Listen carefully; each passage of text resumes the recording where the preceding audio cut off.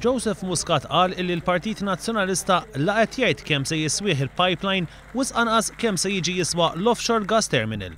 Fil-programm TX, Joseph Muscat żvela li dan il-proġett se jiġi jiswa ma' 700 miljun euro li massimu ta' 500 miljun euro biss jistgħu jiġu mill-Unjoni Ewropea. Dan ifisser li jekk jingħata il-fiduċja għall Partit Nazzjonalista irid jara kif se jħallas il-200 miljun euro għalkemm fil-costings tiegħu imkien ma nkludihom. Jien infurmat li l-Gvern jaf li l-proġett tiegħu jisma' inkluż l-LNG terminal li jrid jagħmel jifflowtja fuq l-ilma jiswa 700 miljun. Illi ejja nkunu ġenerużi, ejja ngħidu li l-Unjoni Ewropea ħattina iktar, ma ejja nkunu ġenerużi ngħidu ħattina 500 miljun minnhom li qed ngħidu ammont sostanzjali. Xorta rridu noħorġu 200 miljun. Trid tibbaġittja għalih dan.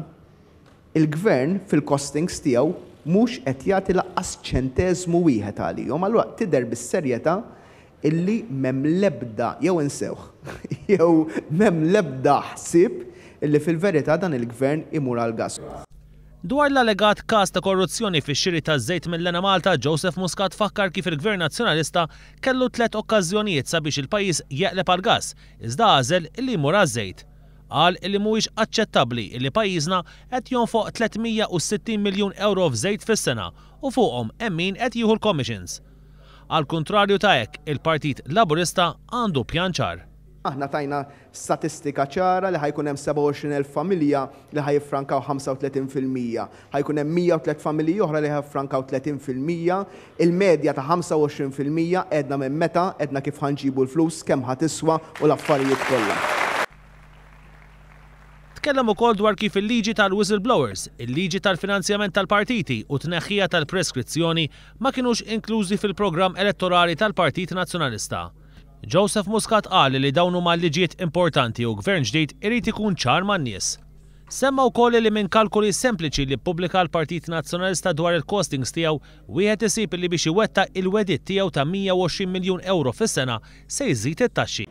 Il-figuri pubblikati turi dak li jgħidulu tax ratio, ġifieri tax revenue per GDP, illi għal kull 100 euro taxxa li qegħdin inħallsu llum sal-aħħar tal-leġislatura li jmiss jekk jerġa' jkun hemm il-Gvern preżenti ħankunu qed inħallsu 106 euro taxxi.